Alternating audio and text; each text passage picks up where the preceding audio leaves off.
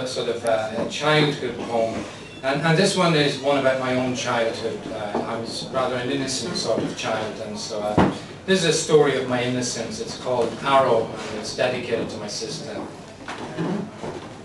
It was one of those hot summers, 65 probably.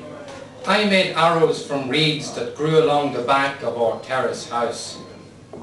I'd been shown by a boy at school how to squeeze a 1-inch nail into the soft head of the reed, just above one of those knuckles in its soft, unbending finger, how to wedge it in and bind it.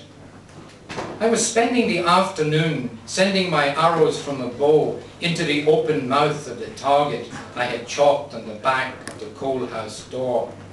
I was good. My score was high, and my technique, which I was imagining as if I were a non-looker, part of the crowd gasping as Robin Hood uncloaked himself with his mastery at that famous tournament long ago, was excellent. Each arrow thumped itself solidly into the door's timber and trembled. It was then that my sister came out, with her round face, her dolls, all her girl stuff, and stood in the shadow of my skill. "I'll tell," she said. We both knew I'd been told to stop, to leave that door alone, that arrows were dangerous. "I'll tell," and we both knew that she would. I turned. I notched an arrow, bent the bow. "You'd better not." I was in a green forest, my band of men watching. My sister was on the sheriff's side. "You'd better not." The air held its breath for a soft moment. Birds were quiet. She turned to run, "Mammy!" towards the house. The arrow flashed from the bow, making its own tunnel through the air. It sank into her chest. I saw a trout speared from a river, its cry a sliver of light. As she ran, the shaft danced up and down until it lost its grip, fell and was kicked away by her running feet. And still, it is not the doom that came upon me, but the way the arrow danced that lives.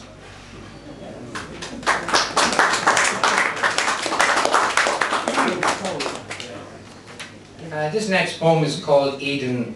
I spent a lot of time living in Essex and working in London, which meant I was a commuter person, spending hours every day in packed trains commuting in and out of London.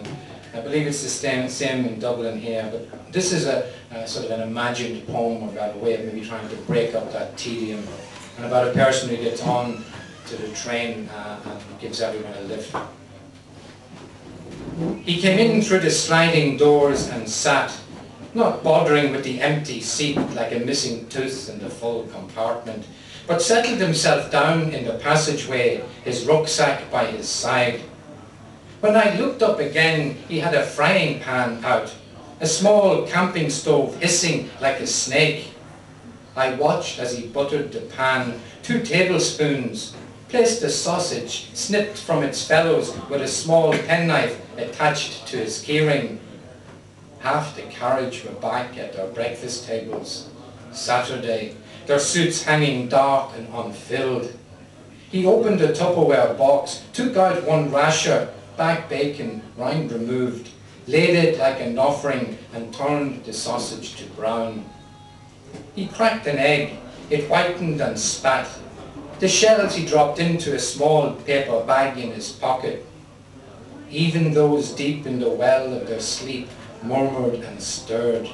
It was mother and childhood, unspoiled ease, the indulgence of Mount Ararat when Noah stepped out of the ark as if returned to the Garden of Eden, and all of his words taking flight.